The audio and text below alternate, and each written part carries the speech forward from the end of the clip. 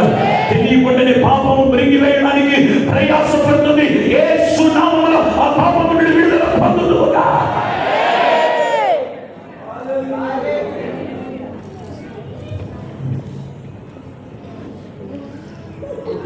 చాలా దారుణమైన స్థితిలో దిగజారిపోతున్నారండి కొంతమంది యవనస్తులు. దేవుని సన్నిధికి వస్తూ, దేవుని మందిరానికి వస్తూ చేయకూడని భయంకరమైన అక్రమాలు చెప్పకూడదు, కానీ అది ఒక పొగకొట్టాన్ని నోట్లో పెట్టుకొని పీల్చి వదులుతుంటారే, దాన్ని ఏదో అంటున్నారు. గుట్కా ఆడపిల్లలు తెలుస్తున్నారండి. ఆ దృశ్యాలు చూసినప్పుడు కళ్ళు రగిలిపోతున్నారు. ఎలా చేయగలుగుతున్నారు ఇది? ఇదే చేతులతో ఆయన అమూల్యమైన రక్తము, ఆయన శరీరం తీసుకుంటున్నామే, ఈ చేతిలో వణుకు పుట్టట్లేదా? యోగ గ్రంథంలో రాయబడ్డ మాట ఏంటి తెలుసా? నీ చేతులు ఆయన వైపు చాపిన ఎడల, ఆ చేతిలో దోషం ఉన్నప్పుడు దానిని విడిచిన ఎడల, విడిచిన ఎడల, విడిచిన ఎడల,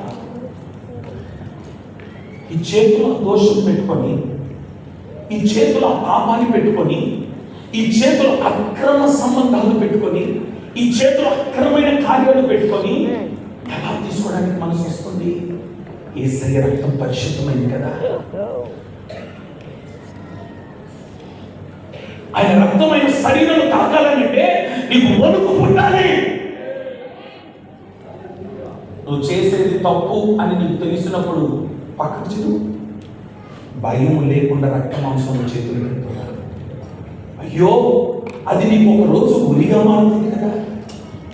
ఎవడు అయోగ్యముగా ఆయన రక్తములో శరీరములో చేతులు పెడతారో ఏమండి వారికి ఏం సంభవిస్తుందని చెప్పిందంటే 3 విషయాలు. మా మాట ఎవరైనా తీసుకోగలిగితే చూడండి. 1 రోగం, 2వది మరణం, 3వది ఇంకోటి ఏదో ఉంది. 3 విషయాలు ఉంటాయి చూడు. 1 బలహీనత, 2 రోగులు, అంటే మరణం. ఇప్పుడు చెప్పండి, ఎవరు అయోగ్యముగా ఆయన రక్తములో శరీరంలో చేతులు ఉంచుతారో 1 వాళ్ళకి ఏమొస్తుందంట? బలహీనత, 2వది రోగం, 3వది మరణం. ఈ 3 ఎందుకు సంభవిస్తుంది అనంటే అయోగ్యముగా ఆయన రక్తములో ఆయన శరీరములో చేతులు ఉంచుతున్నాడు. పాపాన్ని విడిచిపెట్టి పరిశుద్ధపరుచుకొని ఆయన రక్తములో శరీరములో చేతులు ఇస్తే బలహీనుడమైన నిన్ను దేవుడు బలపరుస్తాడు. రోగివైన నిన్ను స్వస్థపరుస్తాడు. మరణములోనికి దారి తీస్తున్న నీ జీవితాన్ని జీవములోనికి దేవుడు నడిపిస్తాడు.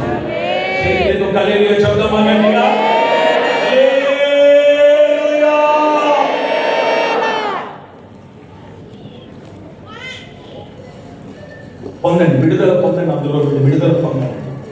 పాపం నుండి విడుదల పొందండి. పాప కార్యాల నుండి విడుదల పొందండి. పాప క్రియల నుండి విడుదల పొందండి. 1 ఇప్పుడు చెప్పండి, మరణం ఎప్పుడు సంభవిస్తుంది? చెప్పాలి. యథార్థత లేనప్పుడు ఏం సంభవిస్తుంది? మరణములో నుండి ఒక వ్యక్తి జీవంలోనికి రావాలని అంటే ఏముండాలి వ్యక్తిలో? 2వ మాట, ఎప్పుడు ఆ వ్యక్తికి మరణం ఎప్పుడు సంభవిస్తుంది? పాపం వల్ల మరణం సంభవిస్తుంది.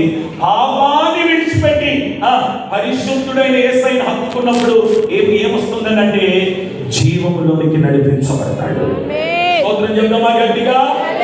3rd పాయింట్ నేను చెప్పేది ఏలోనే 3 పాయింట్లు ఇంతే. మళ్ళా సాయంకాలం 2వ పాయింట్, 3వ పాయింట్ బి సి సాయంకాలం చూసుకుందాం. దేవునికి స్తోత్రం కలుగును గాక. Right, 3rd point. 1 యోహాను 3వ అధ్యాయం 14వ వచనం. 1